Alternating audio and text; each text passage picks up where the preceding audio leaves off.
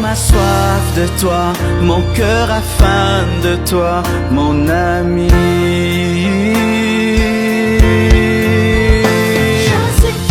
Je suis triste.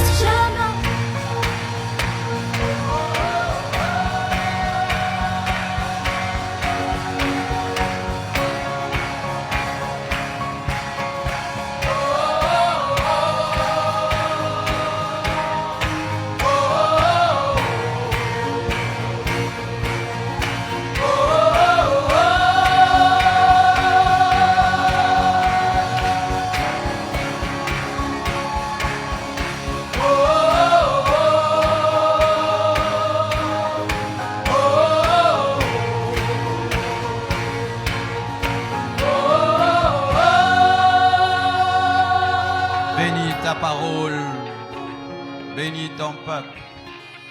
Et en ce culte des projets, je bénis les projets de tes enfants. Que tes projets soient bénis. Que ce que tu entreprends arrive.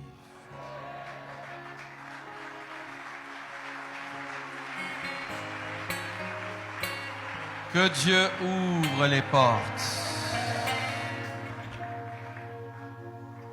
Que Dieu augmente ton intelligence, ta sagesse, ta discipline, ta maîtrise, ta connaissance. Qu'il te fasse rencontrer des personnes plus grandes que toi.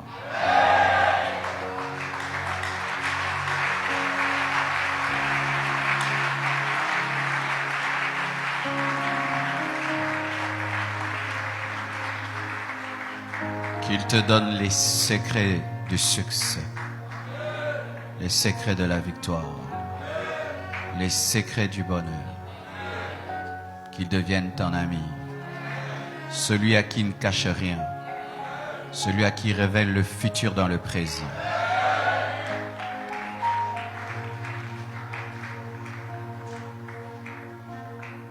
Que tes mains soient bénies. Que le travail de tes mains soit béni. Que Dieu te donne un esprit de créativité, d'ingéniosité. Au nom de Jésus-Christ.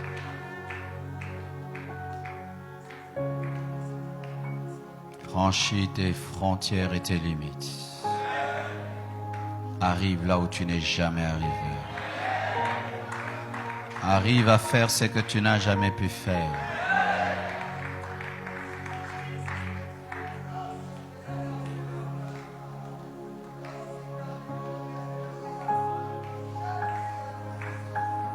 Fonde des entreprises et engage des hommes. Reçois des idées qui profitent à l'humanité. Reçois des idées qui profitent à l'humanité. Reçois des idées qui profitent à l'humanité. Celui qui a inventé le vaccin est un homme comme toi. Celui qui a créé l'avion est un homme comme toi. Celui qui a créé la voiture est un homme comme toi. Découvre ce que les autres n'ont pas encore découvert. Arrive à faire ce que les autres n'arrivent pas à faire. Deviens un leader. Sois en avance par rapport à ta génération.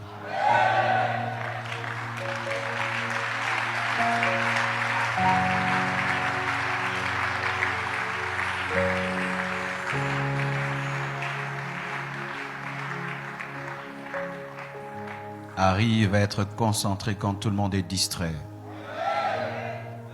Arrive à comprendre quand tout le monde est ignorant. Arrive à voir quand tout le monde est dans les ténèbres. Sois particulier. Sois unique. Sois précis. Sois excellent. Sois saint. Sois pur. Sois intègre. Sois consacré. Sois un homme de prière.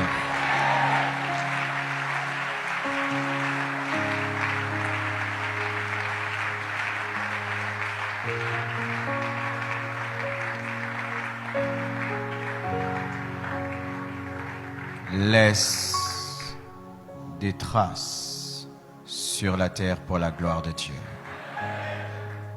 Laisse des traces sur la terre pour la gloire de Dieu. Laisse des traces sur la terre pour la gloire de Dieu. Laisse des traces sur la terre pour la gloire de Dieu. Au nom de Jésus-Christ.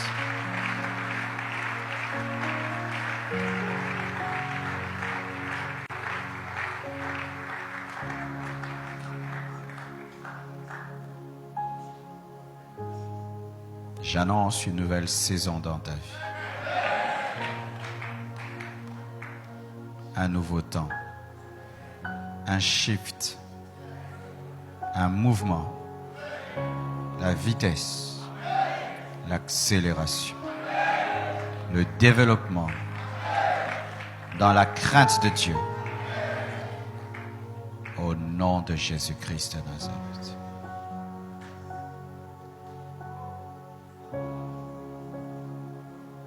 On ne te trouvera pas là où on t'a laissé. Chaque semaine, tu feras des avancées. Chaque mois, tu avanceras. Chaque année, tu avanceras. Même dans ta vieillesse, tu avanceras. Je lis ces paroles à ta vie. Celui qui croit dit Amen. Amen. Amen. Amen. Amen. Amen. Amen, Amen, Amen, Amen, Amen. Acclame le Seigneur très fort. Gloire au Seigneur Jésus.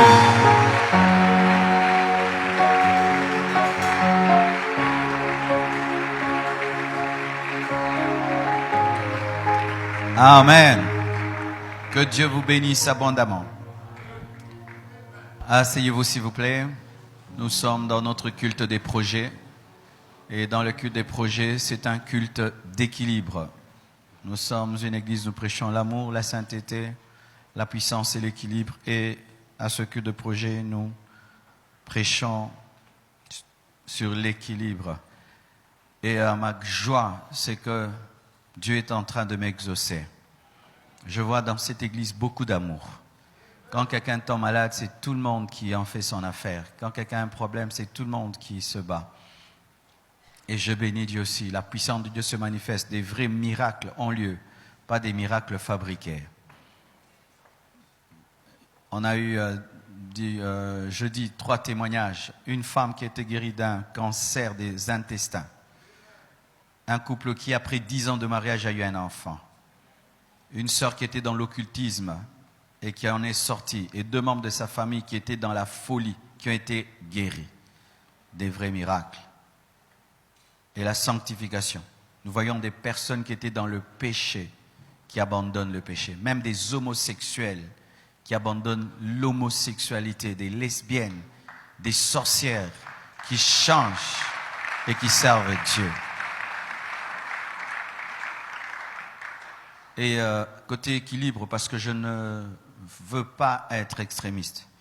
Lorsque j'ai donné ma vie à Jésus, je suis tombé dans une église extrémiste. Des gens qui priaient beaucoup, qui jeûnaient beaucoup, qui attendaient le ciel, mais qui négligeaient d'étudier, qui négligeaient de travailler, qui négligeaient d'être beau, de bien s'habiller. Alors j'étais comme eux, et j'étais vraiment un échec et une honte pour Dieu. Et désormais, je m'étais décidé, lorsque moi je servirai Dieu, de ne pas engendrer ces tels chrétiens qui peuvent prier seulement, mais qui n'ont rien comme culture générale, qui n'ont rien d'autre que des versets bibliques à donner aux gens qui ne maîtrisent pas aussi les choses de cette vie. Et je bénis Dieu, je suis allé visiter un papa, est venu me voir au bureau, m'a dit, pasteur, je viens de construire ma maison, peux-tu venir prier? Tu vois, quand il a dit maison, je pensais maison. Mais quand il a dit maison, l'Esprit de Dieu m'a montré un château, m'a montré une grande villa. Mais il était tout simple, tu ne croirais pas. Mais l'Esprit de Dieu m'avait montré sa maison avant de la voir. J'ai manqué le temps d'aller le visiter jusqu'à ce que je crois. C'était quand, Blanche? Lundi, mardi?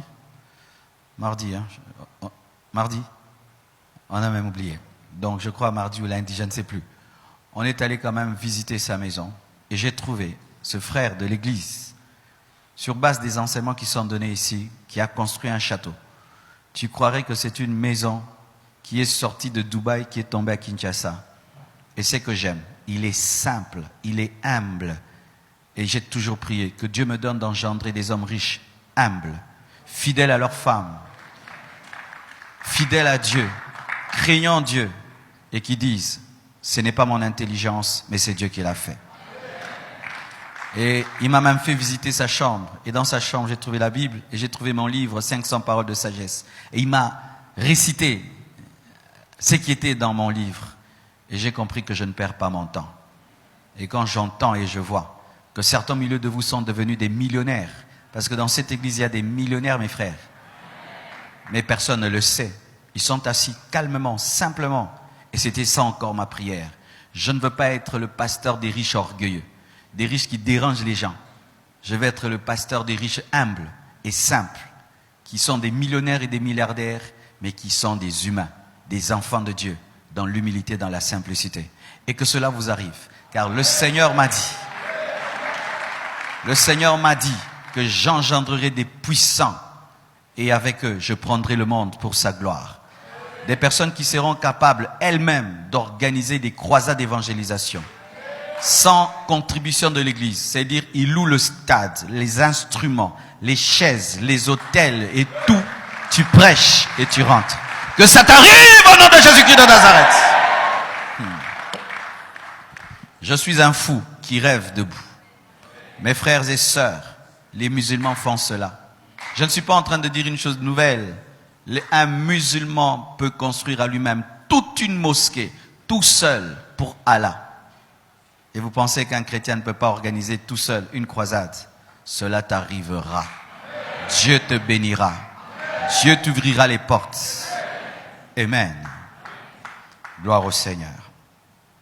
Aujourd'hui, à la fin de mon message, j'aurai besoin de 11 personnes, 11 frères de la chorale et 11 chaises bleues propres avec des manches à la fin pour expliquer mon message. Le thème de mon message ce matin, c'est 14 secrets pour travailler en équipe. Tu peux le dire à ton voisin de gauche, ton voisin de droite, ton voisin de devant, ton voisin de derrière, ton voisin qui a le visage du succès. Nous sommes debout. Luc 6, versets 12 à 13. Mais cet enseignement, je ne vais pas pouvoir le finir. Je n'ai pas pu le finir au premier culte. Donc, je vais le donner ce dimanche et le dimanche qui vient. Comme ça va te pousser à revenir. Amen. C'est la stratégie. Luc 6, versets 12 à 13. La Bible dit, en ce temps-là, Jésus se rendit sur la montagne pour prier. Et il passa toute la nuit à prier Dieu.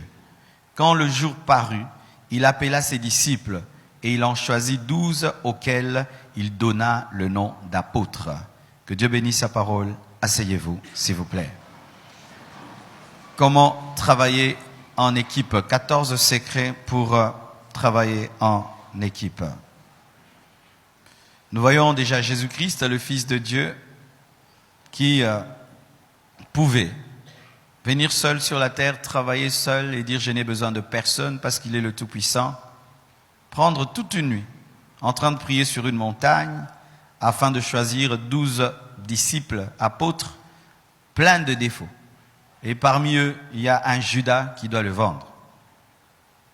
Si même vous lisez Ecclésiaste, quand nous mettons les versets sur les écrans, s'il vous plaît, Ecclésiaste 4, versets 9 à 12, Ecclésiaste 4, versets 9 à 12, la Bible dit ceci, « Deux valent mieux qu'un, parce qu'ils retirent un bon salaire de leur travail. Car s'ils tombent, l'un relève son compagnon. Mais malheur à celui qui est seul et qui tombe, sans avoir un second pour le relever. De même, si deux couchent ensemble, ils auront chaud. Mais celui qui est seul, comment aura-t-il chaud? Et si quelqu'un est plus fort qu'un seul, les deux peuvent lui résister, et la corde à 3 fils ne se rompt pas facilement. Même le grand sage, l'ecclésiaste Salomon, conforte cette position qu'il ne faut jamais travailler seul, il faut travailler en équipe. J'aime beaucoup David. Et il fut un temps, je pensais que la force de David, c'était David lui-même. Jusqu'à ce qu'en creusant la parole, je me suis rendu compte que ces grandes victoires de David, en dehors de la victoire sur Goliath, ne provenaient pas que de David, mais provenaient des hommes extraordinaires qui étaient à côté de lui. La force de David, c'était également son équipe. Nous voyons cela dans 2 Samuel 23, versets 8 à 13, l'équipe de David. Pourquoi David était David? 2 Samuel 23, versets 8 à 13. La Bible dit, « Voici les noms des vaillants hommes. » Vaillants hommes. David était vaillant parce qu'il avait des vaillants. Amen. « Voici les noms des vaillants hommes qui étaient au service de David. Jocheb Batshebet, le Takémonite, l'un des principaux officiers. » Écoutez, il brandit sa lance sur 800. N'attendez pas que je dise de mettre des versets sur un écran pour le mettre. Vous devez le faire naturellement. Il brandit sa lance sur 800 hommes. 800 hommes. Vous imaginez ça? Qu'il fit périr en une seule fois. Est-ce que vous imaginez ça? Il prend sa lance, il brandit sur 800 hommes et il les tue en une seule fois. C'est-à-dire quoi? Il a comme les enfants des super pouvoirs, comme les enfants pensent. Il lance une fois et la lance va. Elle tue 800 personnes. Après lui, Éléazar, fils de Dodo, fils d'Akoshi. Il était l'un des 3 guerriers qui affrontèrent avec David les Philistins rassemblés pour combattre, tandis que les hommes d'Israël se retiraient sur les hauteurs. Tout le monde s'en va et il reste à 3. Et ils tiennent toute une armée. 3 personnes. Il se leva, écoutez, et frappa les Philistins jusqu'à ce que sa main fût lasse et qu'elle resta attachée à son épée. C'est-à-dire la main collée à l'épée. L'Éternel opéra une grande délivrance ce jour-là. Le peuple revint après Éléazar seulement pour prendre les dépouilles. Une seule personne tue tout le monde. Le peuple vient seulement ramasser les morts. Après lui, Shama, fils d'Agé, d'Arar. Les Philistins s'étaient rassemblés à Léchi. Il y avait là une pièce de terre remplie de lentilles et le peuple fouillait devant les Philistins. Shama se plaça au milieu du champ, le protégea et battit les Philistins et l'Éternel opéra une grande délivrance. Lui-même terrasse toute une armée. 3 des 30 chefs, il avait 30 chefs, 3 des 30 chefs descendirent au temps de la moisson et vinrent auprès de David dans la caverne d'Adoulam. C'était un temps de difficulté dans la vie de David où il se cachait. Lorsque une troupe de Philistins était campée dans la vallée de Raphaïm, ils sont allés habiter avec David dans une caverne pour le protéger. C'est ça la force de David, des hommes vaillants. Il n'y a pas de vaillants sans vaillants. Il n'y a pas de grands leaders sans des grands leaders. Il n'y a pas de grandes églises sans des grands hommes. Il n'y a pas de grandes entreprises sans des grands collaborateurs. Il n'y a pas de grands pères sans des grands fils. Amen. Je suis en train d'introduire. Même pour porter l'arche. 1 Roi 8, verset 3 à 4. 1 Roi 8, verset 3 à 4. L'arche n'était pas portée par une personne comme un sac, comme une sacoche, non. 1 Roi 8, verset 3 à 4. La Bible dit ceci. Lorsque tous les anciens d'Israël furent arrivés, les sacrificateurs portèrent, au pluriel, les sacrificateurs portèrent l'arche. Ils transportèrent l'arche de l'Éternel, la tente d'assignation et tous les ustensiles sacrés qui étaient dans la tente. Ce furent les sacrificateurs et les Lévites qui les transportèrent. Et nous savons que c'était 4 personnes qui devaient transporter l'arche parce que l'arche avait 4 coins. Proverbe 6, versets 6 à 11 nous parle d'un animal très respecté par Dieu. Et ce qui est extraordinaire, ce n'est pas un animal féroce, ce n'est pas un animal grand, la fourmi. Proverbe 6, versets 6 à 11. Proverbe 6, versets 6 à 11 nous révèle que Dieu est dans les détails et que Dieu ne méprise rien. Et Dieu peut même reconnaître les qualités de ce qui est méprisé. Proverbe 6, verset 6 à 11 nous dit: va vers la fourmi paresseux, considère ses voies et deviens sage. Elle n'a ni chef, ni inspecteur, ni maître. Elle prépare en été sa nourriture. Elle amasse pendant la moisson de quoi manger. Paresseux. Jusqu'à quand seras-tu couché? Quand te lèveras-tu de ton sommeil? Un peu de sommeil, un peu d'assoupissement, un peu croiser les mains pour dormir. Et la pauvreté te surprendra comme un rôdeur et la disette comme un homme en armes. Dieu veut dire que la fourmi est riche. Amen. Hein? La fourmi est riche parce qu'elle travaille sans être poussée. Elle n'a pas besoin de leader, d'inspecteur pour travailler. Elle travaille naturellement. La fourmi est un enseignement de travail et de sagesse. Amen.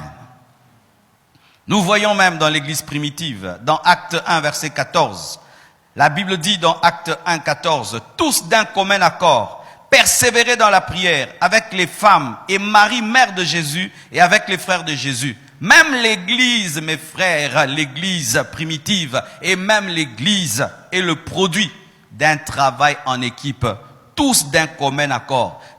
Lorsque dans une église, il n'y a pas le terme tous d'un commun accord, mes frères, cette église échouera certainement. Dans une église forte, il y a ce mot qui revient, tous d'un commun accord, tous d'un commun accord. Persévérer dans la prière, dans le jeûne, dans les croisades, dans l'évangélisation, la louange, l'adoration, les libéralités. Lorsqu'il n'y a pas tous d'un commun accord dans une église, dans une entreprise, dans une famille, c'est l'échec total. Je suis toujours en train d'introduire.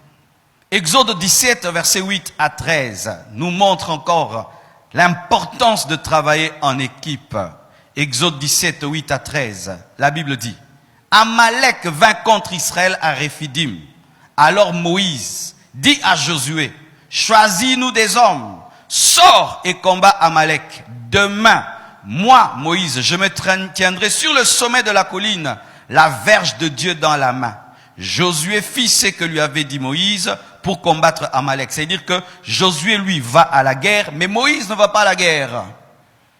Et Moïse et Aaron et Hur montèrent au sommet de la colline. Le guerrier Josué est dans la vallée en train de se battre avec l'épée. Et les hommes spirituels, Moïse, Aaron et Hur, sont à la montagne de la prière. Lorsque Moïse élevait sa main, Israël était plus fort. Et lorsqu'il baissait sa main, Amalek était le plus fort. Donc la force de Josué ne provenait pas de son épée, mais provenait de la main levée d'un homme sur la montagne. Les mains de Moïse étant fatiguées, ils prirent une pierre qu'ils placèrent sous lui, il s'assit dessus. Mais la Bible continue. Aaron et Hur soutenaient ses mains, l'un d'un côté, l'autre de l'autre, et ses mains restèrent fermes jusqu'au coucher du soleil. Et c'est alors que Josué vaincut Amalek et son peuple au tranchant de l'épée. Quelle était la source de la victoire? C'était la combinaison de l'épée de Josué, des mains levées de Moïse et des mains soutenant les mains de Moïse, les mains d'Aaron et Hur. Tu veux vaincre Amalek? As-tu un Moïse? Tu veux vaincre Amalek? As-tu Aaron? As-tu Hur? As-tu même un Josué? Un homme a dit: celui qui veut aller vite va seul. Pourquoi? Tu ne consultes personne. Tu fais ce que tu veux. Tu vas vite. Mais celui qui veut aller loin se fait accompagner. Et c'est vrai. Quand je vais prendre une décision rapide, je fais seul. Je ne dis pas ma femme. Mais ça fait quoi? Je ne consulte pas sa sagesse. Et ça peut faire que j'échoue ou je réussis. Mais quand je vais aller loin, au lieu de prendre une décision seule, je la consulte. Je vais faire ça. Qu'est-ce que tu dis? Elle dit non, pas ça, pas ça. Je dis non, moi aussi je fais ceci. On peut discuter 1 heure. Après, une bonne idée sort de nos deux cerveaux. Et quand nous faisons ça, nous allons loin. Tu veux aller vite? Fais les choses seul. Tu veux aller loin? Forme une équipe. Voyons même en Dieu. Dieu que nous prions. Dieu est une équipe. Savez-vous ça? Vous savez que nous prions une équipe. Vous savez que nous adorons une équipe. Oh oui, mes frères. Ici, nous sommes rassemblés par une équipe. Le Père, le Fils et le Saint-Esprit. Une équipe. Les anges qui te protègent sont une équipe. Mais toi, tu vis sans équipe, priant une équipe. Est-ce que vous comprenez ça? Nous sommes serviteurs d'une équipe, mais nous ne voulons pas travailler en équipe, alors que Dieu est une équipe. Elohim est un mot pluriel. Preuve. Genèse 1, verset 26. Genèse 1, verset 26 dit ceci. Puis Dieu dit, Dieu au singulier, n'est-ce pas? Faisons l'homme au pluriel, à notre image, selon notre ressemblance plurielle, qu'il domine sur les poissons de la mer, sur les oiseaux du ciel, sur les bétails, sur toute la terre et sur tous les reptiles qui rampent sur la terre. Dieu dit, Elohim, faisons l'homme pluriel. Le Père, le Fils et le Saint-Esprit sont dans le faisant. Pas les anges, parce que l'homme n'est pas créé à l'image des anges. Donc, dans le faisant, c'est la divinité. L'équipe. C'est une équipe qui t'a créé. Tu ne crois toujours pas. J'ajoute. Genèse 11, verset 6 à 8. Genèse 11, 6 à 8. La Bible dit ceci. Vous y êtes, hein? Ok. Genèse 11, 6 à 8. La Bible dit. Et l'Éternel dit, le singulier, n'est-ce pas? Et l'Éternel dit. On ne dit pas, et les éternels dirent. Et l'Éternel dit, voici, ils forment un seul peuple et ont tous une même langue. Et c'est là ce qu'ils ont entrepris. Maintenant, rien ne les empêcherait de faire tout ce qu'ils auraient projeté. Verset 7. Ils disent, ça dit quoi? Ça dit, je vais, allons, descendons. Qui va descendre? L'Éternel. En l'Éternel, il y a une équipe. Lorsqu'on parle de l'équipe, on dit allons, descendons. Mais quand on cache l'équipe, on dit l'Éternel. Mais dans l'Éternel, il y a l'équipe Père, Fils et Saint-Esprit. Jésus est éternel. Le Saint-Esprit est éternel. Le Père éternel. Allons, descendons et la confondons 3 fois. Comment un chrétien seul peut réussir? Un chrétien seul échouera certainement. Pourquoi? Tu es même la contradiction de la nature divine.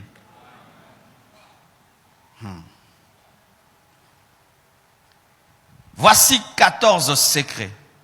Sur base de l'expérience, de la méditation et de ce que je viens de vous dire, et j'approfondirai en semaine, dimanche prochain, pour travailler en équipe. Tout d'abord, qu'est-ce qu'une équipe? Qu'est-ce qu'une équipe? Une équipe, c'est un ensemble de personnes qui travaillent en partageant les responsabilités dans l'unité et ayant un objectif commun. Si vous êtes nombreux, ce n'est pas toujours l'équipe. C'est pourquoi il y a des équipes de football qui échouent parce qu'elles ne sont pas des équipes. Amen. Tout le monde veut être ballon d'or. Personne ne passe la passe à l'autre. Tout le monde entre pour lui-même. Et entre eux, ils font des fétiches les uns contre les autres. Que Dieu aide nos léopards. C'est un ensemble de personnes qui travaillent.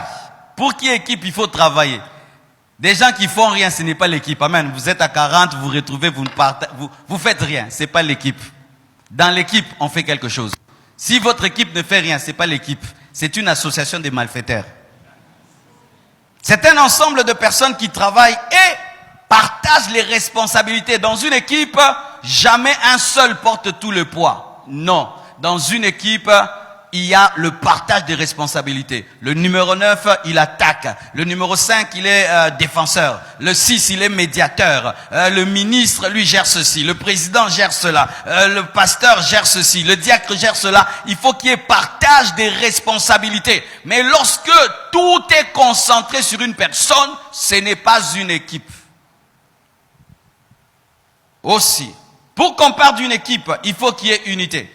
Partout où il y a division, l'équipe cesse d'exister. C'est pourquoi l'un des pires ennemis d'une équipe, c'est la division. Lorsqu'on commence à se critiquer dans les dos, lorsqu'on a 2 visions, 2 objectifs, ce n'est plus l'équipe. Pour qu'il y ait équipe, il faut un objectif commun.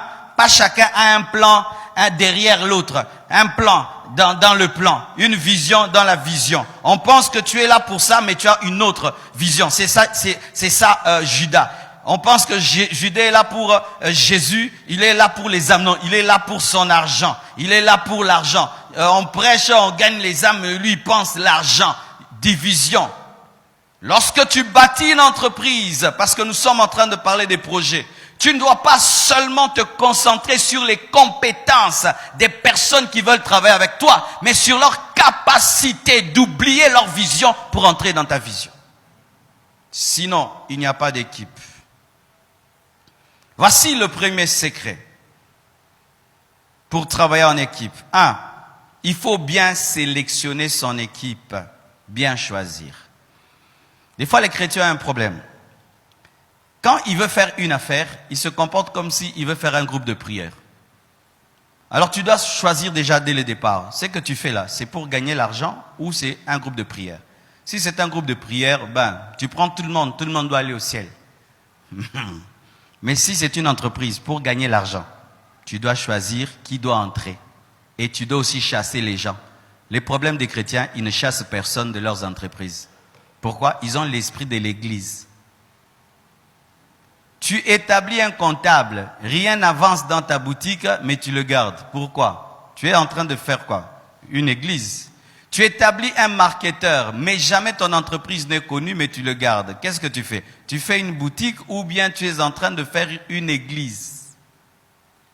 Bien choisir son équipe. Deuxièmement, ces personnes que tu choisis doivent être polyvalentes. Pourquoi? Parce que je peux avoir une entreprise de 3 personnes, mais qui est plus efficace que toi qui as une entreprise de 10 personnes. Si les personnes que j'ai sont polyvalentes, j'ai 3 personnes qui sont capables de faire le travail de 50 personnes, mais toi, tes personnes sont monovalentes au lieu d'être polyvalentes. Je donne un exemple. Vous voyez ce frère, par exemple, qui est derrière la caméra. S'il ne sait que filmer, il est monovalent. Mais si en plus de filmer, il est capable de parler anglais, français, il est capable de monter la vidéo, de la placer sur Internet, de la couper et de la découper, en lui, il y a 5 personnes. Et si tu veux réussir dans la vie, mon frère, quand tu fais une entreprise, cherche des personnes polyvalentes, pas des personnes monovalentes. Pourquoi? Parce que si elles sont monovalentes, tu auras une grande équipe, mais qui va te peser et te coûter. Mais si tu as des personnes capables de faire beaucoup, tu auras une petite équipe que tu peux contrôler, mais qui peut être efficace. Donne-moi la main, je vais t'expliquer. Je crois, si j'ai pas oublié les Spartes, oui, les Spartes, je crois Sparte, se battaient avec les Romains. Les Romains avaient des lances très longues. Alors, des lances très très longues, ça fait qu'ils étaient très forts dans des combats de loin, ils pouvaient lancer. Mais les Spartes ont découvert qu'il faudrait avoir des petites épées. Comme ça, vous pouvez vous approcher très près et tuer les autres. Ils n'avaient pas une armure exceptionnelle, mais leur armure permettait aux soldats de pouvoir bouger facilement. Et pareil aussi dans une entreprise, l'entreprise doit être capable de bouger facilement. Quand tu dis nous déménageons, tu peux déménager en 1 semaine. Mais si tu as 5 personnes, mais si tu as 70 personnes à faire déménager, il faut trouver 70 bureaux. Est-ce que vous comprenez ce que je dis? Alors, mon frère, en ce temps de la fin, il y a un principe qu'on donne auquel je ne crois pas. Voici ce qu'on nous dit. Qu'il est impossible de suivre 2 lièvres à la fois. Archi faux. On peut suivre 2 lièvres à la fois s'ils vont dans la même direction. Oh, il faut être spécialiste. Non. En ces temps de la fin, il ne faut pas être spécialiste dans un domaine. Il faut être spécialiste dans plusieurs domaines. Je peux être spécialiste du cœur, du cerveau. Alléluia. Si les 2 lièvres vont dans la même direction, je les poursuis. Mais lorsque l'un va à gauche, l'autre à droite, je dois choisir. Mais s'ils vont dans la même direction, je les poursuis. Alléluia. Mon frère, toi tu ne parles que lingala. L'autre ajoute le français et l'anglais, l'espagnol. Je vais engager. Attends toi-même. Je vais engager qui? Je vais engager qui? Je vais engager qui? Tu vas engager qui? Tu veux mettre quelqu'un à la réception de ton hôtel. L'un parle anglais, français, lingala, chiluba. L'autre ne parle que français. Tu vas engager qui? Tu vas engager celui qui parle l'anglais, qui parle le français et le chiluba. Vrai ou faux? Mais ton problème c'est quoi? C'est que tu n'ajoutes pas des plus-values à ta valeur. Alors que le monde est en compétition. Oui, parce que tu penses quand on dit amen que l'église continue après l'église. Dehors c'est la guerre mon frère. Quand on dit amen ici, dehors là, c'est la guerre. Vous ne voyez pas la guerre qu'il y a dehors? Chacun a mis quoi? Sa boutique. Celui-ci les pains, l'autre les riz, l'autre les gâteaux, l'autre les tombola, l'autre bilokos. C'est la guerre dehors.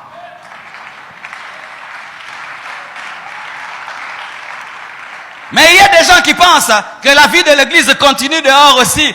Alléluia. Bien-aimé, tu fais les affaires face à moi. Quand je sors dehors là, je ne suis plus ton pasteur. Non, mais là, yo. Eh, nati que là, yo. Tu as qui ko sakana? Ah. Tu vois ton problème? C'est celui-là des chrétiens qui pensent être à l'église tout le temps. Il faut bien choisir ton équipe. Et c'est pourquoi même, des fois, en tant que pasteur, mais je suis aussi chef d'entreprise, si vous ne savez pas. Je suis un PDG, chef d'entreprise. Des fois, je n'engage pas les chrétiens à cause de ça. Les chrétiens, ils ont des fois un problème. S'ils maîtrisent une chose, ils n'ajoutent rien d'autre. Et si c'est que tu es pasteur, c'est là maintenant qu'il va te montrer tous les problèmes de la vie qu'il a. Et il viendra en retard à 9h. Et tu dis pourquoi tu es en retard? Oh, il avait beaucoup prié, il a eu trop d'attaques la nuit. Il faut que tu comprennes ces attaques démoniaques. C'est pourquoi je préfère un païen qui, lui, n'a pas d'attaque démoniaque. Parce que les chrétiens, c'est comme s'ils en ont trop.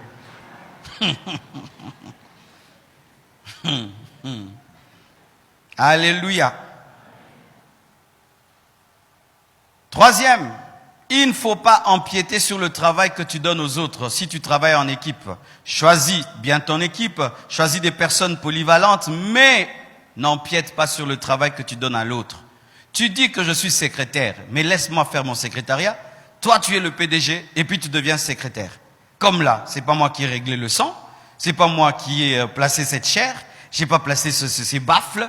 Il y a quelqu'un qui règle le son, qui règle la lumière et qui règle ceci. Moi, je me concentre sur la parole et je prêche. Et lui fait le reste. Mais il y a des gens, ils te donnent une responsabilité, ensuite c'est lui qui vient la faire. Mais pourquoi alors tu l'as engagé? C'est une perte d'argent. Comment tu engages quelqu'un comme réceptionniste et toi-même tu es le réceptionniste? Mais paye-toi toi-même et enlève le réceptionniste. Lorsque tu donnes une responsabilité à quelqu'un, tu dois respecter cette partie d'autorité. C'est pourquoi des fois vous venez, vous m'écrivez, pasteur, il y a tel frère qui a fait ceci. Je te dis, va chez le président de la jeunesse. Pourquoi? C'est lui ton président. Si je commence à sauter l'autorité de Dev et commencer à prendre des décisions dans la jeunesse, pourquoi il est le président de la jeunesse? Que je devienne le président de la jeunesse? Mais maintenant, souvent, nous ne sommes pas habitués à respecter la délégation du pouvoir, que nous sautons les personnes établies et nous allons directement voir le leader, ne sachant pas que nous sommes en train de fragiliser l'organisation. Parce que maintenant, les gens vont dire, mais le pasteur, pourquoi il met les gens si lui-même fait ce travail? Alléluia. Ça fait maintenant que les personnes qui travaillent avec toi sont démoralisées parce qu'en soi, elles ne sont que des étiquettes. Elles n'ont pas de vraies fonctions. Si tu établis quelqu'un, tu respectes. Bien aimé, le président ne gère pas la circulation, vrai ou faux? Même si embouteillage, il va venir régler la circulation. Et s'il vient, on va dire quoi? Non, papa, pas ça. Ça, ce n'est pas ton travail.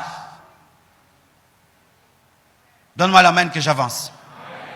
Quatrièmement, il faut établir des leaders qui donnent l'exemple.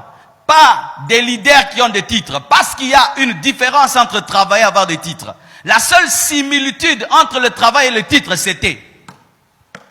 Titre commence avec T, travail commence avec T. Mais à part ça, il n'y a rien. Mais qu'est-ce qui arrive souvent ici au Congo? Quand tu donnes un titre à un homme, il cesse de travailler. Il suffit seulement qu'on l'appelle directeur. Il pense que directeur veut dire envoyé. Amène-moi le thé, amène-moi le café. Balayer, balayer. Fête est faite. Et un jour on dit, directeur, fais-nous le rapport de ce qui se passe dans ton entreprise. Je ne sais pas. Je ne sais pas. Attendez tel, il va vous expliquer. Il est incapable d'expliquer son domaine. Pourquoi? Parce que lui n'est pas dans le travail, il est dans le titre. Sachez ceci, mes frères, dans une entreprise, ce n'est pas le titre qui fait le leadership, c'est l'influence qui fait le leadership. Tu peux avoir le titre de directeur, mais c'est un autre qui est le directeur. David était le roi sans être roi, parce que c'était lui qui dirigeait l'armée. Tu peux avoir un titre dans une entreprise, bien aimé, mais si tu ne bosses pas dur, quelqu'un d'autre qui n'a pas ton titre, c'est celui qui est le chef. Et un jour, il va te remplacer. Il te remplacera. Il te remplacera. Je te mets président de la jeunesse, je te mets président de ceci à l'église. Et puis toi, tu es le président qui fait rien. Tu fais rien. Tu envoies les autres. Et tu envoies les autres. Et tu envoies les autres. Qu'est-ce qui va t'arriver? Tu ne maîtriseras pas ton département, mais quelqu'un le maîtrisera. Pourquoi? Parce que la nature a horreur du vide. Un leader se crée toujours. Et c'est lui qui prendra ta place parce que les leaders reconnaissent les leaders. Un leader reconnaît les leaders. Si je cause seulement avec vous, je saurai qui est le chef. Je saurai si c'est toi le vrai chef ou il y a un chef qui n'est pas le chef. Je saurai, sans prophétie, je saurai. Les lions se reconnaissent entre eux. C'est pourquoi tu as perdu ton poste dans la vie. Ce n'est pas la sorcellerie familiale. On t'avait donné un titre de directeur et puis du coup tu as commencé à être un envoyeur des cafés. Et ainsi, nous avons des chefs qui ne font rien. Une image a été donnée une fois. Un chef. Au départ, il était musclé, costaud. Et il avait un serviteur qui était gringalé. Et il ne faisait que l'envoyer. Va faire, va faire, va faire, va faire, va faire, va faire, va faire, va faire. Après des années, comme il était tout le temps assis sur sa chaise, il a commencé à grossir et à prendre du poids. Et l'autre, le gringalé, à force d'être envoyé, se muscler, et il est devenu vraiment un athlète comme les bodybuilders là. Et un jour, le maître a pris le fouet. Il a dit, toi, je vais te taper. L'esclave prend le fouet, lui dit, essaye. Et il se regarde, et regarde l'esclave. Il se rend compte que l'esclave était devenu le maître. Sache que celui qui travaille plus que toi et qui fait tout le temps ce que tu dois faire est devenu ton maître. Parce que tu dépends de lui. S'il ne fait pas, tu n'es rien. Même si tu es chef, travaille. C'est en Afrique que le chef ne fait rien. En Europe, le chef, c'est celui qui travaille plus que les autres. C'est en Afrique que quelqu'un a un restaurant, il ne va jamais dans le restaurant. Les autres vont dans le restaurant, lui le chef ne vient jamais. Mais en Europe, qui vient le premier? C'est le chef qui ouvre le restaurant. Il est là, il vous salue, bonjour. Mais au Congo, tu commences à un restaurant, tu vas voir, il boude même les clients. Il les boude. Ouais, chef, hein. Ah, ouais, c'est pas une botte, yeah. Vrai ou faux? En français, c'est lui le chef. Pourquoi? C'est lui qui ne salue personne. C'est lui le chef. Vrai ou faux? Il est toujours derrière le comptoir en train de compter l'argent comme si l'argent entrait seul, alors que ce sont des hommes qui font entrer l'argent et il faut saluer les hommes, être gentil avec les hommes, causer avec les hommes. Lui n'a pas besoin de causer avec les hommes. Lui, c'est le boss. Et puis quand tous les clients traversent et commencent à aller chez un Libanais qui fait bien son shawarma et qui sourit, tu dis quoi? Fétichisme, fétichisme. Ce n'est pas le fétiche, c'est toi qui es orgueilleux et tu ne sais pas qu'est-ce qu'un leader. Ça te coûte quoi de saluer tes clients? Ça te coûte quoi de dire bonjour? Ça te coûte quoi de dire est-ce qu'il y a assez de sel? Ça te coûte quoi de dire est-ce qu'il y a assez de piment?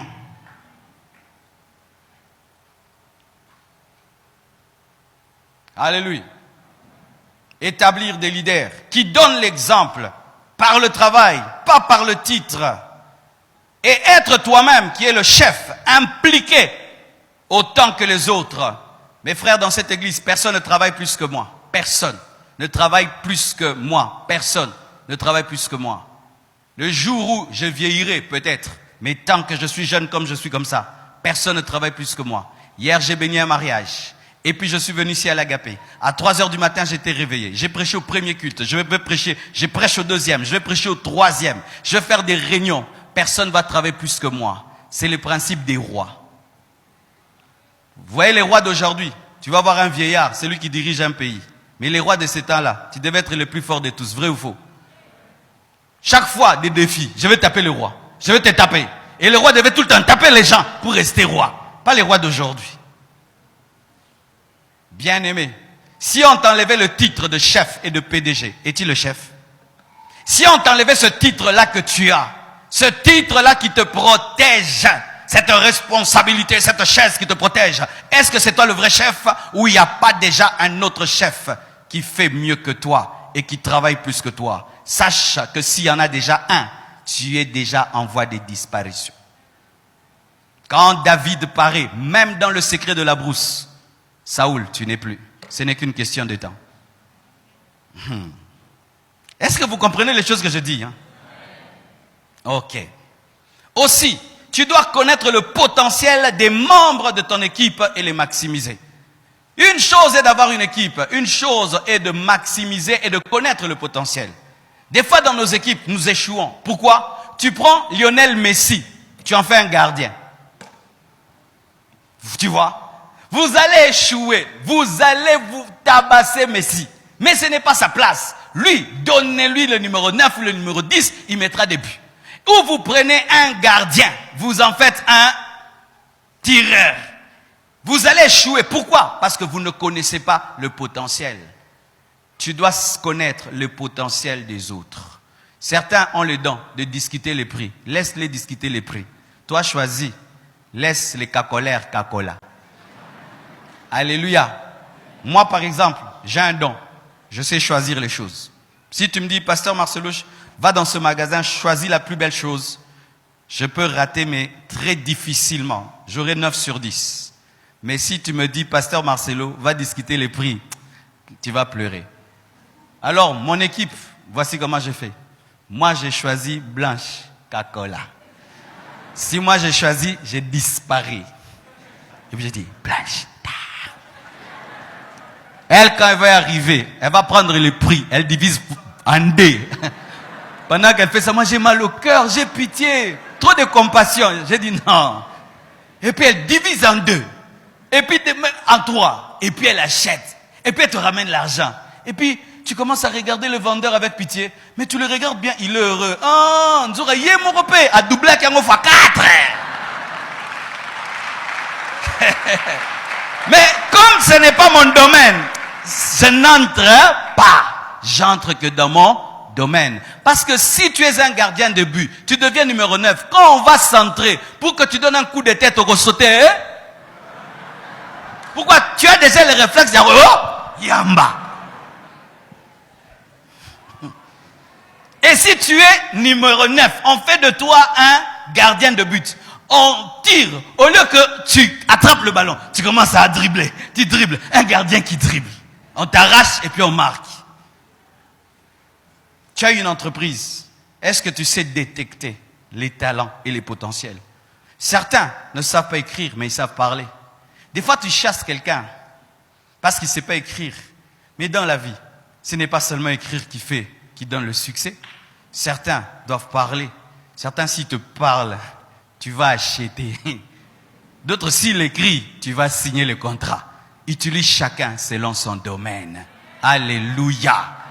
Un homme parle, comment est-ce qu'on lui a fait acheter une veste? Il entre dans un magasin et puis le monsieur lui dit, s'il te plaît, monsieur, est-ce que tu peux essayer cette veste? Il n'a pas dit acheter, essayer. Pardon, essaye seulement. Est-ce que c'est un problème d'essayer? Quand il porte, il dit, hé, tu ressembles à James Bond. Je te dis, tu vois cette veste, c'est la même que James Bond avait portée dans tel film. Il n'y a pas là James Bond. C'est vrai ça, je te dis, toi et James Bond, égalité. Tu sais, il a fait quoi? Il a acheté la veste. Il est rentré avec. Pas. Peut-être cette personne qui a vendu ne sait pas écrire, mais elle fait entrer l'argent. Donne-moi la main.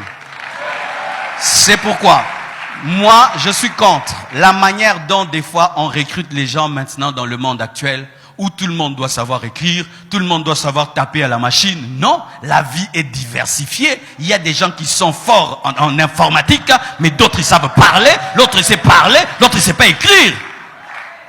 Alléluia. Mon frère, ne t'appelle pas échec parce qu'on t'a chassé d'une entreprise. Ils n'ont pas découvert ton potentiel. Je dis ne t'appelle pas échec parce qu'on t'a chassé d'une entreprise. Ils n'ont pas découvert ton potentiel. Et il ne faut pas seulement connaître le potentiel, il faut le maximiser. C'est-à-dire quoi? Des fois, envoyer tes collaborateurs, tes travailleurs en formation. Et vous devez accepter ça. Mes frères, vous savez que dans cette église, j'ai établi des gens pour corriger mon français. Vous savez que dans cette église, il y a un groupe WhatsApp pour tous ceux qui passent devant, où on corrige les fautes des Français quand on prêche et quand on modère. Quelqu'un qui a droit de nous blesser. Ça fait mal, hein? Tu as parlé là, vraiment, tu dis, pasteur, bois kaki chameau. Tu vois, toute la nuit, tu ne dors pas. Mais ça t'aide dans la vie. Parce que vaut mieux un chameau ici qu'un chameau à Paris.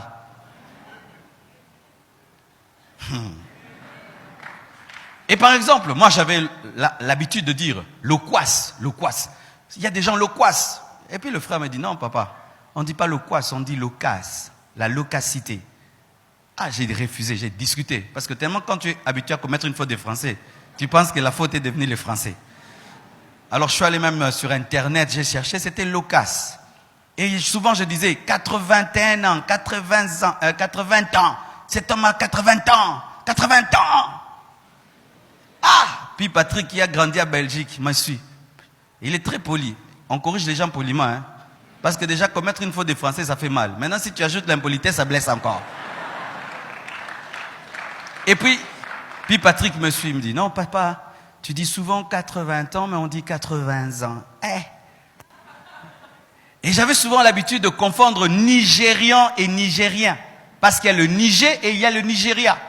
Alors des fois je disais, les Nigérians, les Nigérians. Un jour, puis Patrick me suit, il me dit, papa, quand tu dis Nigérian ou Nigérian, tu parles du Niger ou du Nigeria? Parce que ceux du Niger, c'est les Nigérians. Hein? Les Niger quoi? Les Niger. On me dit les losco, maîtrise des côtés.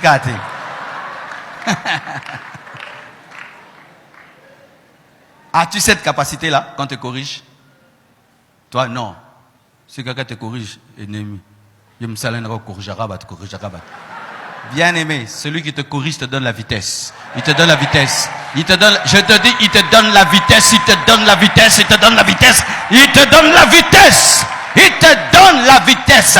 Je bénis Dieu pour ceux qui m'ont appris à manger à table. Je bénis Dieu pour ceux qui m'ont appris que quand tu manges sur une table, avant de quitter la table, on te demande la permission. Ils m'ont aidé. Pourquoi? Dans les années qui sont venues, j'ai mangé à table avec des hommes grands et je savais que je ne pouvais pas me lever sans qu'on me permette.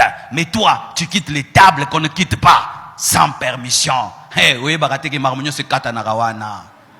ah oui, tu ne sais pas ça? Qu'il y a des endroits où quand tu manges avec quelqu'un, ce n'est pas à toi de décider quand tu te lèves. C'est lui qui dit, quittons la table maintenant, allons au salon. Mais yo, c'est autondi.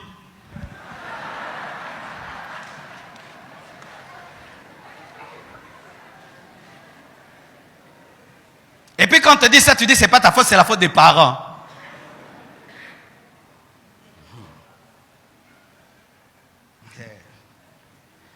Il faut te travailler. Tous les jours, je me travaille. J'écoute les hommes qui ont le plus réussi au monde. Je n'écoute pas que des chansons dans ma vie.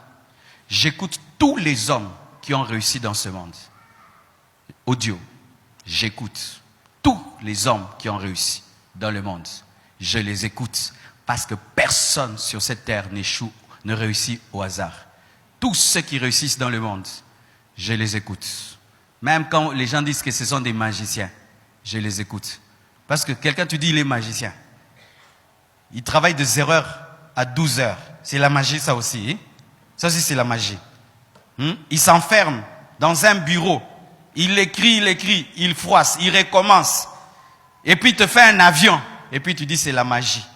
Mais tu entres tous les jours dans cet avion-là, magique. Il faut la collaboration des membres, pas la rivalité. Lorsque tu formes une équipe, ne crée pas un esprit de rivalité, où tu es tout le temps en train de mettre les uns contre les autres, créer des jalousies.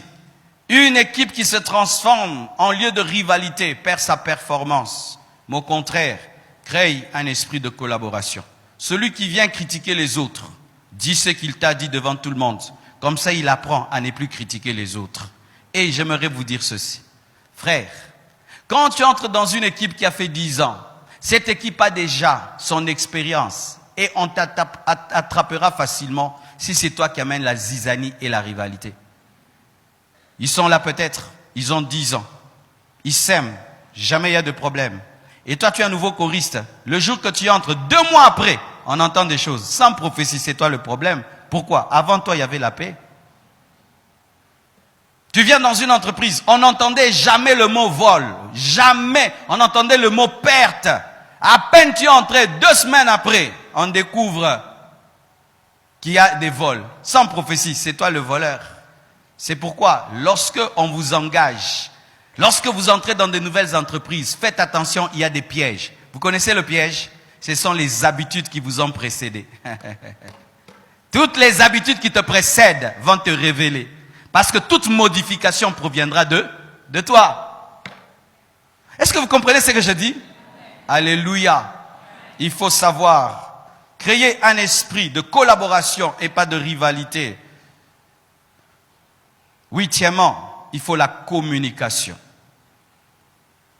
Dans cette église, nous communiquons beaucoup sur WhatsApp. Si tu es fils de la compassion et tu es proche dans mon équipe, tu le sais très bien. Tu sais que le pasteur Marcelo, lui, le téléphone, d'ailleurs, il prend presque jamais. Et il est plus WhatsApp. Et je suis plus WhatsApp. Si vraiment tu m'appelles, call. Vraiment, très rarement, je prends un téléphone encore. J'aime beaucoup la nouvelle technologie. Alors, prendre vraiment l'appel. Alors, comment tu peux être président d'un département dans cette église, mais tu n'es pas connecté sur WhatsApp? Ça fera quoi? Tu seras en retard par rapport aux informations. Et ça ferait quoi? Ton vice, qui est plus connecté sur WhatsApp, connaîtra ce que tu devais connaître. Et ton vice te donnera les informations. Tu entres dans une entreprise, tout se passe sur Internet dans cette entreprise-là, mais toi, jusqu'aujourd'hui, tu réclames la lettre. Es-tu au courant de ce que le chef a dit? Non. Il avait dit quoi? Oh. Mais il avait dit ça. Mais moi, je n'ai pas vu de réunion. Oh, tiens, à l'ancienne où il y a les réunions. Aujourd'hui, les réunions se passent sur Skype. Aujourd'hui, les réunions se passent sur WhatsApp. Aujourd'hui, tu peux diriger des milliers de personnes, rien qu'avec un email. Mais toi, tu es encore à l'ancienne. Il faut bon nana. Et quand tu es un chef, tu dois veiller à ceci. À ce que tu veux soit compris. Certains leaders ne savent pas travailler en équipe parce qu'ils sont des leaders mystères. Vous devez deviner ce qu'il veut. Vous devez avoir la parole de connaissance de ce qui est dans son cœur.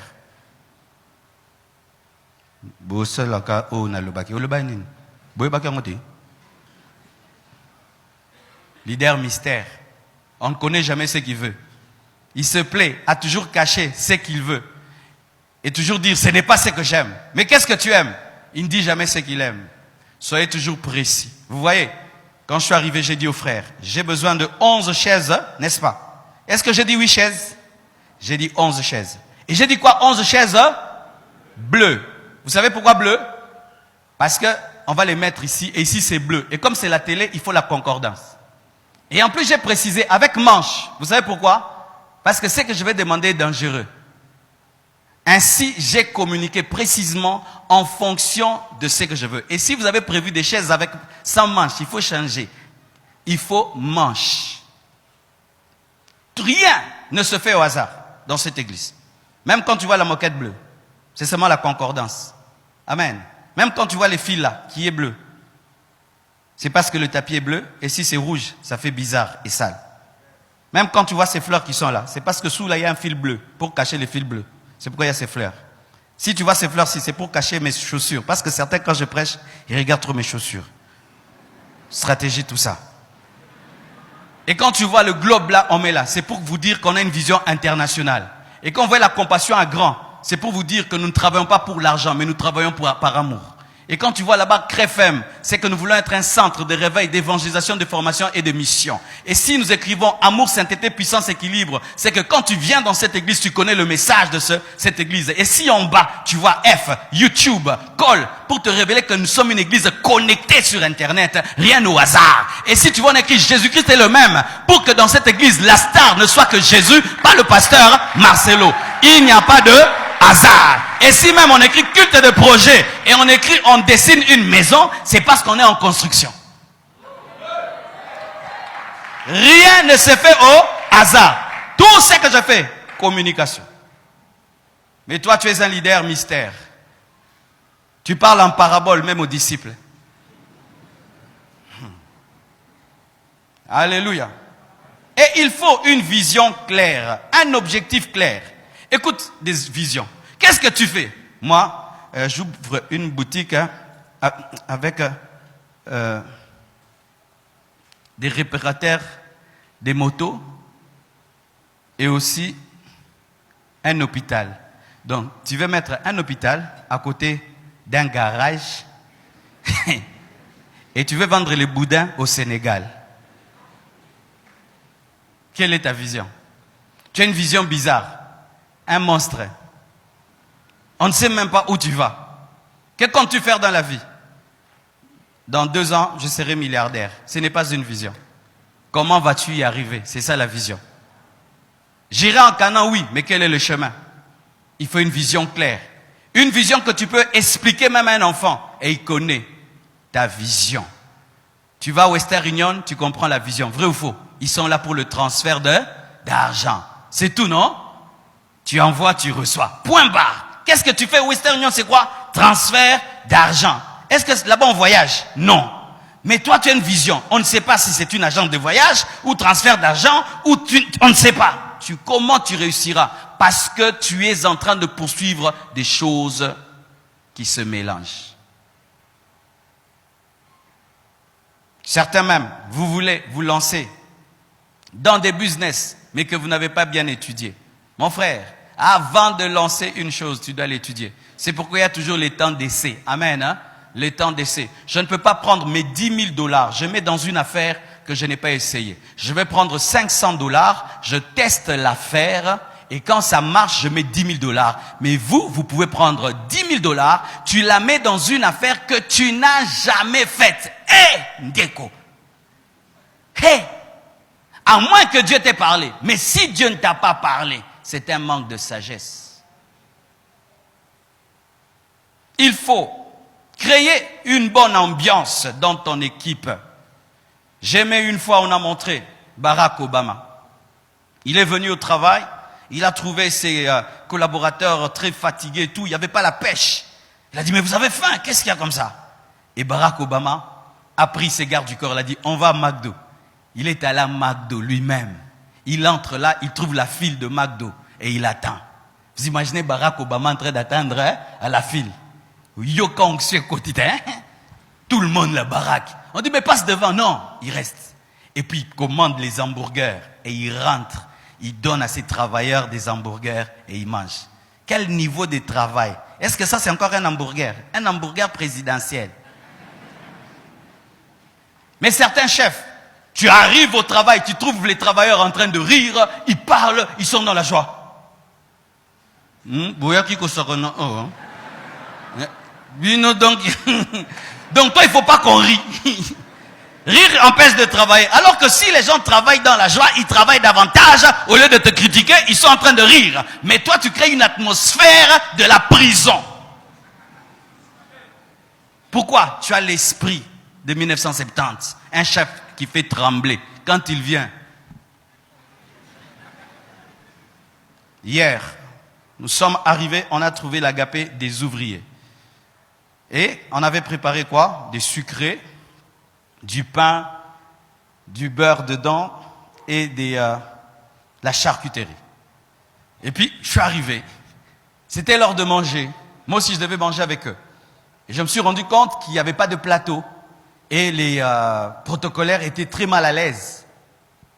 Dieu m'a dit, lève-toi. Je me suis levé. Je suis allé, j'ai pris le pain, emballé d'un papier. Et puis j'ai pris un sucré. Et devant eux, j'ai ouvert le pain, j'ai mangé, j'ai ouvert le sucré, j'ai bu. Quand j'ai fait ça, tout le monde.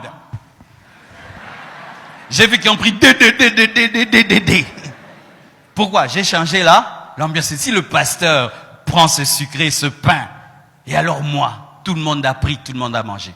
Mais vous savez quoi? Je ne bois pas du sucré. 2, je ne mange pas le cochon. Mais j'ai mangé ça et j'ai bu ça pour créer seulement la joie. Stratégie. Mais il y a des chefs maniaques. Je mange pas.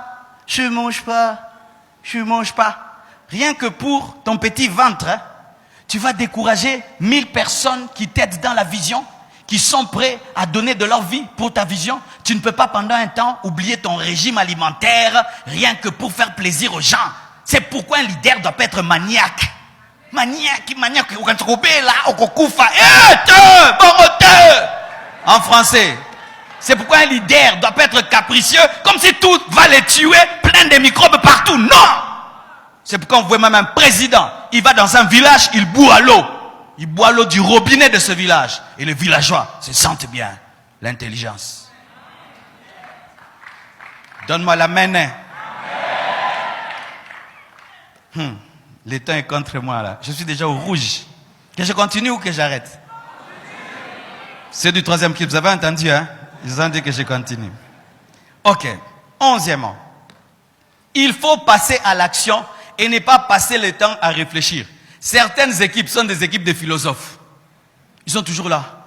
Vu les probabilités économiques et politiques actuelles, nous pensons que ce projet ne peut être possible que dans 40 ans.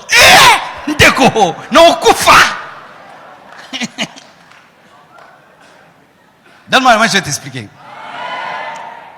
N'as-tu pas remarqué que les gens très intelligents souvent ne sont pas riches? Tu m'as pas cru. Votre professeur de mathématiques, il est riche.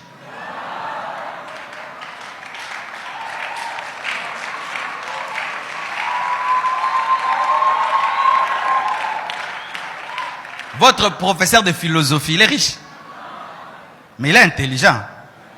Des fois, il vient même, il oublie d'avoir peigné, n'est-ce pas? Tellement qu'il a trop réfléchi. Mais tu vas voir les Yankela du quartier. Un jour, il devient millionnaire. Pourquoi? On dit que tu sais là-bas en Chine, vers là-bas, Benjin, là, il y a une affaire là, je te dis, terrible.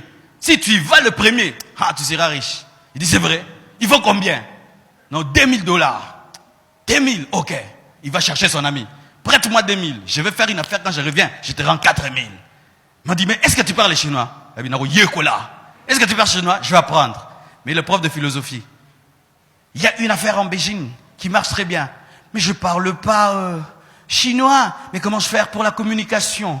Et est-ce qu'il y a déjà un Congolais qui est déjà parti là-bas? Est-ce que la communauté congolaise est représentée? Et dans quel hôtel? Papa, agis, tu réfléchiras pendant que tu agis. Agis et tu réfléchiras pendant que tu agis. Alléluia. Il y a un temps pour réfléchir, un temps pour agir. Mais trop réfléchir empêche d'agir. Je vous dis, il y a des choses que moi, j'ai commencé.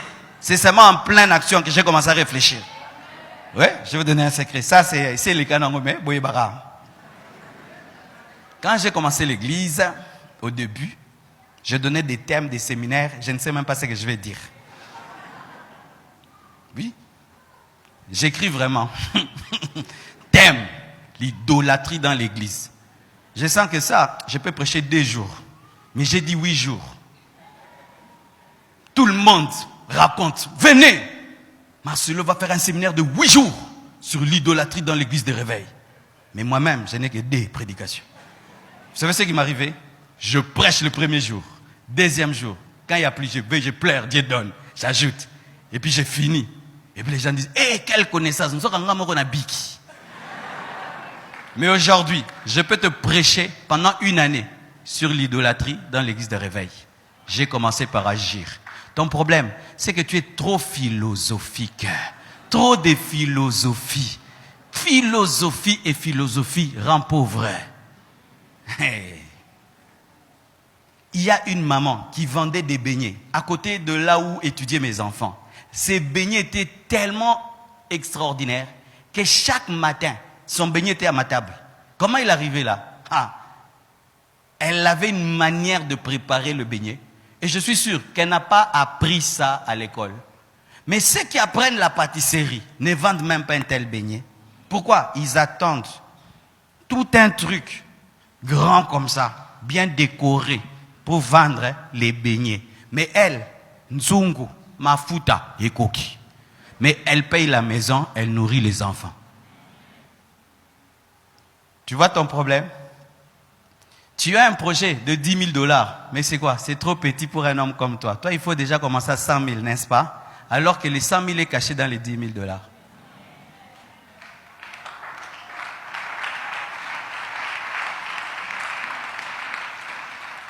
Douzièmement, il faut l'homme qu'il faut à la place qu'il faut.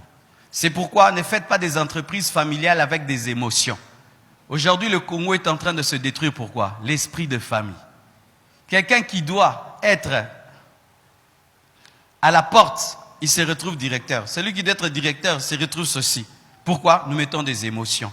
Il faut mettre les gens selon leurs qualifications. Et si quelqu'un n'est pas capable, ne le mets pas. Parce que si tu mets des émotions dans les affaires, tu seras pauvre. Si tu mets les émotions dans les affaires, tu seras pauvre. Je répète encore, si tu mets les émotions dans les affaires, tu seras pauvre. Ce n'est pas parce que tu aimes quelqu'un qui devient intelligent. Même Jésus, pour envoyer réellement ses disciples, il devait être revêtu de la puissance du Saint-Esprit. Il devait être capacité pour le représenter. 13e, il faut récompenser ton équipe. Il n'est pas bon d'avoir une équipe qui n'est jamais récompensée. Où les gens, dans ta vision, ne profitent de rien. C'est seulement toi qui profites de la vision. Mes frères, la Bible nous dit ceci. Lorsque Néhémie a voulu rebâtir la muraille de Jérusalem, vous savez ce qu'il a dit? Chacun rebâtira la muraille devant lui. C'est-à-dire quoi? Pendant que tu rebâtis la muraille de Dieu, tu rebâtis aussi ta muraille. C'est-à-dire, tu profites de la vision de Néhémie. Les gens autour de toi doivent devenir grands. Si personne ne devient grand à côté de toi, tu auras une petite équipe. Il faudrait qu'il y ait des témoignages autour de toi, des gens qui sont devenus grands par ta vision. Quand vous voyez Pasteur Bishop, c'est un témoignage de mon ministère. Tu vois Pasteur Eli, Pasteur Guilain, Pasteur Raph, Pasteur de Mwanda, ils sont venus jeunes dans cette église. Aujourd'hui, ce sont des pères de famille, ce sont des responsables, ce sont des grands pasteurs, ce sont des grands leaders, ce sont des hommes indépendants. C'est la preuve de ma vision. Quelle est la preuve de ta vision? Qui est devenu grand en venant à côté de toi? Qui est devenu grand? Et même dans cette vision que tu as, quel est le projet? C'est toi-même. Et tu échoueras. Les visions qui vont loin, c'est quand tu as les projets des autres. Que les autres deviennent grands. Alléluia. Aujourd'hui, je suis content. J'ai vu Sylvain un jour chanter. Quand ce jeune a chanté, j'ai dit, ce jeune, je ferai tout pour qu'il soit connu. J'ai pris la décision que Sylvain sera connu. Pas le Saint-Esprit. Moi, Marcelo, je travaillerai que Sylvain soit connu. Stratégie. Partout on m'invite prêcher. J'ai dit, chante avant moi. Chante avant moi. Chante avant moi. Maintenant, il voyage dans le monde entier. Je suis heureux. Quand j'ai vu Georges chanter, j'ai dit, ce jeune, je me battrai, il sera connu. Aujourd'hui, il chante dans le monde entier. Quel est ton projet? Toi-même. Toi-même. Moi. Et moi, et moi, et moi, et moi. Des fois, on m'offre des voitures. Je dis non, j'ai déjà assez de voitures. Je prends la voiture, je dis, tel, prends. On m'offre une voiture, prends, prends, prends. Qui est le témoin de ta vision? Qui est devenu grand par ta vision? Qui as-tu récompensé? Mais écoute aussi. Ne récompense pas seulement les autres dans ton équipe. Apprends aussi à te récompenser toi-même. Tu sais pourquoi? Si dans la vie, tu ne fais que souffrir, tu ne fais qu'investir, et faire les choses pour les autres, et jamais tu ne te récompenses toi-même, tu vas t'arrêter. C'est pourquoi Dieu s'est reposé sans transpirer. Donne-moi la main que je parle. C'est pourquoi Jésus est assis à la droite de Dieu le Père sans être fatigué. Voici comment on fait. Quand tu as beaucoup travaillé, achète-toi quelque chose qui te donne la joie. Quand tu as beaucoup travaillé dans la vie, où tu as économisé pour construire une maison même pendant 5 ans. Le jour que tu finis la maison, tu dis, je m'achète une voiture de mes rêves. Amen. Pourquoi? Et puis c'est 5 mots. Pourquoi? Tu risques de devenir l'esclave de toi-même. Ou l'esclave de tes enfants. On appelle ça récompense-toi toi-même. En Europe, si tu vois quelqu'un avec une Ferrari, soit c'est une star, soit c'est un vieillard. La plupart des gens qui ont des Ferrari, des voitures très chères de 200 000 euros, 300 000 euros, ce sont des hommes qui ont souffert dans leur vie. Ils ont tellement travaillé qu'à la fin de leur vie, ils ont décidé de se réjouir. Et tu vois un vieillard en Ferrari. Pourquoi? Il a trop souffert. Il a aidé les gens. Maintenant, lui aussi doit se réjouir. Ayez l'habitude de vous récompenser aussi vous-même. Pour terminer, tout ce que j'ai dit, mes frères, si vous n'appliquez pas ce dernier principe, n'est rien du tout. Psaume 127, verset 1.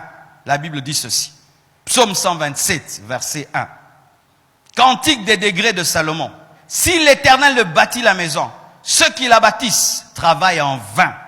Si l'Éternel garde la ville, celui qui la garde veille en vain. Alléluia. Ça veut dire ceci. Si Dieu ne se retrouve pas dans ton entreprise, tu travailles en vain. Et sachez dans ce monde, tu ne peux jamais devenir un milliardaire sans Dieu ou sans le diable. Soit le diable, soit Dieu. Tu ne peux jamais atteindre les sommets dans ce monde-ci, sur le plan des entreprises, sans Dieu ou sans le diable. Le malheur, le voici. Les satanistes, lorsqu'ils veulent faire des grandes choses, ils adorent le diable. Ils ont des loges dans leur maison. Mais le chrétien, il ne prie pas avant de travailler. Il ne prie pas avant d'ouvrir la boutique. Mais le musulman, il ouvre la boutique, il prie. À midi, il prie. Mais le chrétien, il a une boutique. Il ne prie même pas quand il ouvre la boutique. Comme un païen. Il ne prie même pas avant d'ouvrir la boutique. Les païens même, quand ils ont même un bar, avant d'ouvrir les bars, ils mettent la chanson créée.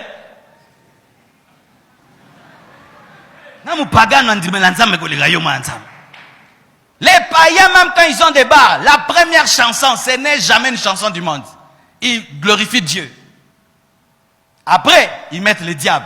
Mais toi, tu as une entreprise. Est-ce que tu pries? Vous ne priez pas. Tu ne pries pas pour ton entreprise. 2, est-ce que tu donnes ta dîme? Quand tu gagnes $100, tu nous cours derrière. Pasteur, ma dîme. Tu me suis, tu me pourchasses. Pourchassez-moi, c'est avec des dîmes de $100 000. Pourchassez-moi. Pourchassez-moi. Frère, pourchasse-moi. Quand vous avez des dîmes de $10, pasteur, ma dîme. Et là, je prends vos dîmes dans les couloirs et tout, vous venez au bureau. Quand la dîme est de $100, vous venez. Quand elle devient $1000, tu commences à regarder ma chaussure. Quand elle devient de $10 000, tu commences à la diviser en 10 morceaux. Dans telle église, quand elle atteint $100 000 au pingouin. Où est la part de Dieu dans tes affaires? Parce que celui qui est occultiste, il y a la part du diable. Il a fait le sacrifice, il a tué sa femme, il a tué ses enfants, il a tué des choses pour le diable. Mais toi, tu veux devenir grand pour Dieu. Quelle est la part de Dieu? Quelle est la part de Dieu? Si Dieu n'a pas sa part dans tes affaires, mon frère, lorsque les puissants des ténèbres vont attaquer tes affaires, tu vas tomber. Parce que sache, un jour, un occultiste viendra pour avaler tes finances. C'est ça la vie. Ils font comment? Vous savez, ils font comment? Il vient chez toi, il achète la marchandise. Il prend $100 qu'il a eu dans les mondes des ténèbres et il vient acheter. Mélanger son argent avec ton argent. Et si Dieu ne se retrouve pas dans tes entreprises, la faillite commence.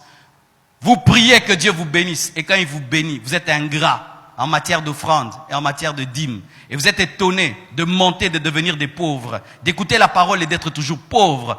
Pourquoi? Dans votre richesse, Dieu ne trouve pas sa part. J'aimerais terminer. J'ai besoin de ces 11 frères et de ces 11 chaises afin de vous illustrer tout ce que j'ai dit et nous allons finir ainsi. 11 frères de la chorale et 11 chaises. Les chaises représentent les potentiels. Parce que Dieu ne crée aucun homme sans potentiel. Et les frères représentent des hommes qui ont des projets. Devant chaque frère, mettez une chaise. Mettez-vous en ligne et devant chacun d'eux, mettez une chaise. Tout homme naît avec quelque chose. Même quand tu as une infirmité, tu as quelque chose. Vous connaissez Stevie Wonder? Stevie Wonder est aveugle. Mais il faut voir comment il joue la musique. Il ne voit pas, mais son oreille, sa bouche, sa gorge te chante et tu es étonné. Donc tout le monde a quelque chose. Ok? C'est 11. Il manque une personne? Alors venez vous ajouter pour qu'on atteigne le 11. Est-ce que c'est 11? C'est 11. Ok. Alors, mon frère, lui, il veut faire une entreprise, mais il veut la faire à la congolaise. Lui et Dieu. Il n'a besoin de personne. J'appelle ça les entreprises liquiliques. Et quel est le projet? Vision, tu dois toucher l'écran Jésus-Christ. D'accord? Ta vision dans la vie. Toucher l'écran. C'est ça le rêve. Ton potentiel, le voici. Maintenant, essaye avec ta chaise. Soit, je ne sais pas, tu monteras ou tu utiliseras, mais touche l'écran Jésus-Christ. Ok? Et ceci, ce deuxième frère, c'est un chef d'entreprise. Lui, il refuse de travailler seul. Il engage tout ceci dans son entreprise. Tous ses frères dans son entreprise, mais avec la même vision. Toucher l'écran. Allez-y.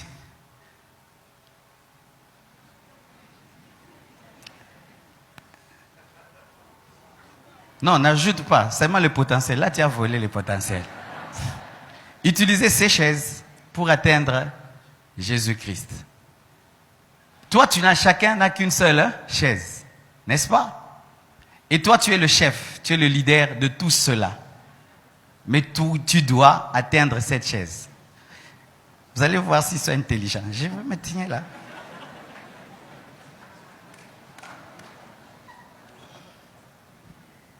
Vous voyez pourquoi les Chinois sont en avance? Et les Indiens? Où est le chef? Chef, tu es où? Chef, tu es où? Ok, tu es là. Ok. Ah, mais tu as des travailleurs qui ne travaillent pas, l'autre il croise les mains. Frère, tu ne pourras pas? C'est ta seule manière d'essayer. Tu n'as pas une autre idée. Tu n'as même pas essayé de sauter, rien du tout. Tu vois les Congolais, on n'essaye même pas.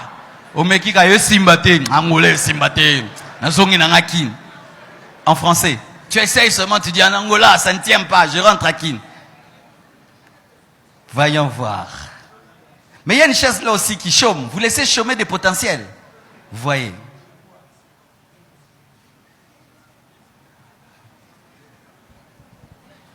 Vous voyez les discussions dans les entreprises.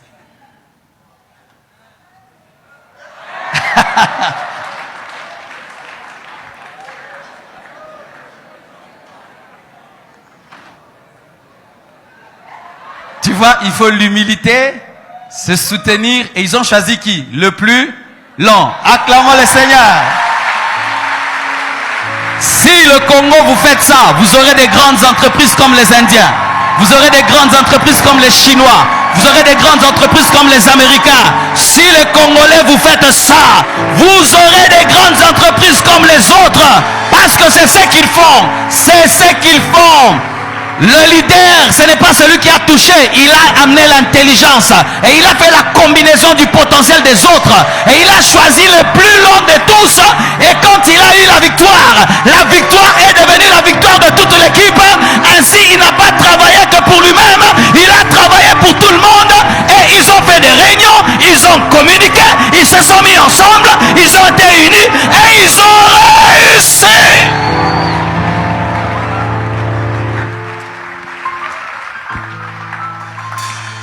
C'est tout. Certains me posent la question, Marcelo, c'est quoi ton secret même en matière de pastorat? C'est tout ce que je fais. Que Dieu vous bénisse abondamment. Rends grâce à Dieu pour sa parole. Demande à Dieu l'intelligence de travailler en équipe. Prions. Demande à Dieu cette capacité. Tu comprends pourquoi tu ne vas pas de l'avant. Tu ne sais pas travailler avec les autres. Tu te bats tout seul dans la vie. Alors qu'il y a plein de gens autour de toi qui peuvent t'aider à toucher Oh, prions, prions. Oh, merci Seigneur, merci Seigneur. Aujourd'hui, à ce culte de projet, vous savez, nous bénissons tous ceux qui sont fidèles dans leurs dîmes et ceux qui sont fidèles dans leur contribution pour la construction.